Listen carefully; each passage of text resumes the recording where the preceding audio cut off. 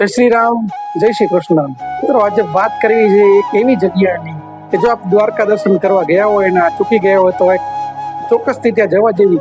કહેવાય છે કે શ્રી કૃષ્ણ ભગવાને અર્જુનનું કે અભિમાન તોડ્યું હતું ને ત્યાંની માટી જે પૂરા વિશ્વમાં આપણે પ્રખ્યાત છે પ્રસાદ તરીકે, તિલક તરીકે. મિત્રો તેવી જગ્યાની મારે વાત કરવી છે. દ્વારકાથી 20 કિલોમીટર દૂર આવેલું મંદિર એટલે કે ગોપી તળાવ.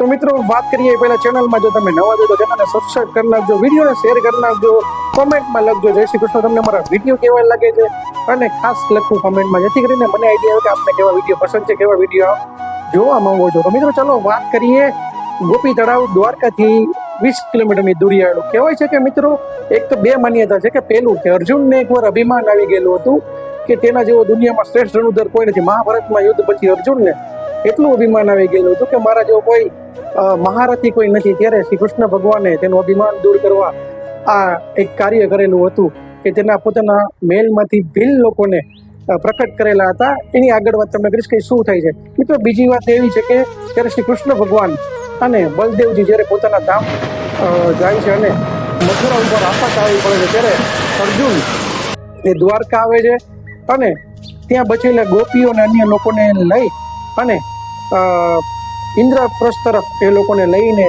જતા હોય છે. એ સમયે જેને જે શ્રી કૃષ્ણ ભગવાને પોતાના હાથના મેલમાંથી જે ભીલ લોકોને પ્રકટ કર્યા હતા એ લોકો તે ઉપર તેમની ઉપર હુમલો કરે છે, તેને લૂંટવા આવે છે. અને ત્યારે મિત્રો કહેવાય છે કે એ ગોપીઓ, અમુક ગોપીઓ જે છે તે શ્રી કૃષ્ણના વધુ નજીક હોય છે. ગોપીઓ એ કુંડમાં સ્નાન કરતી હોય છે અને ત્યારે જ આ ભીલ લોકો હુમલો કરે છે.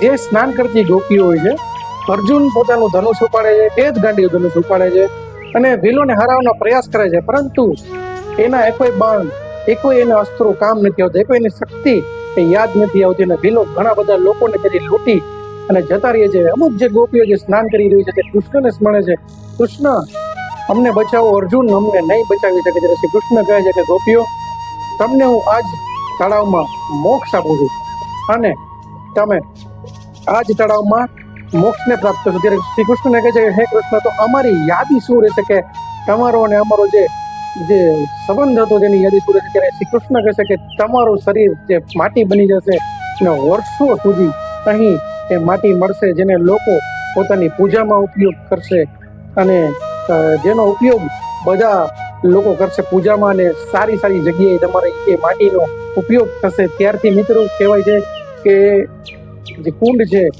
તેને ગોપી તળાવ કહેવામાં આવે છે. અર્જુન કુંડ પણ તેનું નામ આપવામાં આવ્યું છે અને અર્જુનનું અભિમાન જે હતું કે મહાભારતમાં તેને યોદ્ધાઓને હરાવ્યા હતા તે અભિમાન પણ દૂર થાય છે. એટલે જ ત્યાં કહેવાયું છે કે તુલસી નરકા ક્યાં બડા, સમય બડા બલવાન, ભીલ ને લૂટી ગોપિયા, વહી અર્જુન વહી માર. એ જ અર્જુન હતો જેને મહારાષ્ટ્રમાં મોટા મોટા મહારથીઓ, કરોડ જેવા મહારથીઓને જેને ભણ્યા હતા. તે જ અર્જુનનું બાણ, તે જ તેનું જે બાણ હતું, તે જ જે ધનુષ હતું ગાંડીવ ધનુષ, છતાં પણ તે ભીલ લોકોને ન હરાવી શક્યો અને લૂંટાઈ ગયા ત્યાંના લોકો.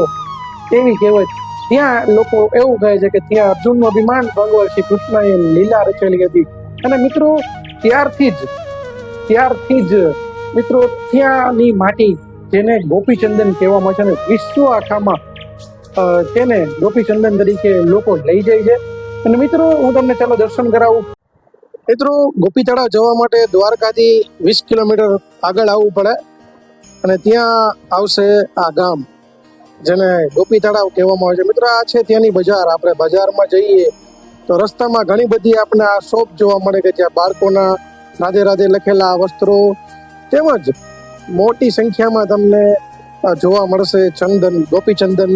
આ છે જે તળાવની બહારનો રસ્તો અને ત્યાં માછલીઓ પણ જાજી બધી હોય છે. લોકો ત્યાં માછલીને લોટ ખવડાવતા હોય છે. આ ત્યાં જવાનો એક રસ્તો છે, દેખ્યા જો ત્યાં બોર્ડ બનેલું છે ગોપી તળાવ પ્રવેશ દ્વાર શ્રી ગોપીનાથ મંદિર. આપ જોઈ શકો છો આ બધી વિવિધ દુકાનો છે કે જ્યાં આપને વિવિધ બધી વસ્તુઓ મળી શકતી હોય છે. જો મિત્રો આપ જોઈ શકો છો ગોપીનાથ મંદિર, ગોપી તળાવ, ત્યાં લખેલું છે 5000 साल से अधिक पुरातन तीर्थ धाम श्री गोपीनाथ मंदिर, गोपी तलाव ने अर्जुन कुंड आप જોઈ શકો છો. કે આ કેટલું પૌરાણિક મંદિર છે. આ તેનો પ્રવેશદ્વાર છે નાનકડો એવો, આપ જોઈ શકો છો. આ પ્રવેશ દ્વાર છે મિત્રો, અને આ પ્રવેશ દ્વારમાંથી જ્યારે આપણે અંદર જઈએ ત્યારે મિત્રો આ સાંકડો રસ્તો આપને, એક નાનકડો એવો સાંકડો રસ્તો આપને ધીમે ધીમે આગળ લઈ જાય છે. રસ્તામાં ઘણી બધી દુકાનો આપને જે જોવા મળતી હોય છે તે દુકાન. ત્યારબાદ મિત્રો આ બધા લોકો જે માછલી માટેનો લોટ આપતા હોય છે, કે તેમાં ઘણી બધી માછલી હોય છે અને તળાવ ફૂલ ભરેલું હોય છે. તેનું પાણી થોડું ક્યારેક ક્યારેક ઓછું થતું હોય છે, પણ આમ તો ભરેલું જ હોય છે આ તળાવ. આ જે તમે દ્રશ્ય જોઈ રહ્યા છો મિત્રો, આ છે ગોપી તળાવ, કે જેમાં શ્રી કૃષ્ણ ભગવાને ગોપીઓને મુક્ત કરી હતી, અને જે ગોપીઓ માટી બની ગઈ હતી, માટી સ્વરૂપમાં તે આવી ગઈ હતી, અને આ જ તળાવનું નામ છે ગોપી તળાવ. અર્જુન કુંડ જે દ્વારકાથી તદ્દન નજીક છે.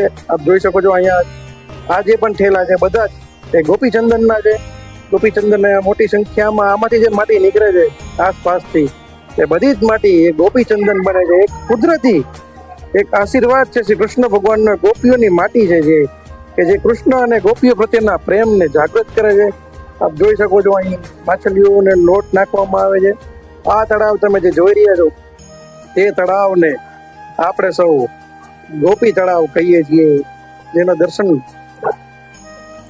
અને ત્યાં જ આવેલું છે મિત્રો શ્રી ગોપીનાથજી મંદિર. મિત્રો કહેવાય છે કે આ મૂર્તિ જે છે એ સ્વયંભૂ ત્યાં પ્રગટ થયેલી છે, અને સાથે ત્યાં રાધાજીની મૂર્તિ રાખવામાં આવેલી છે.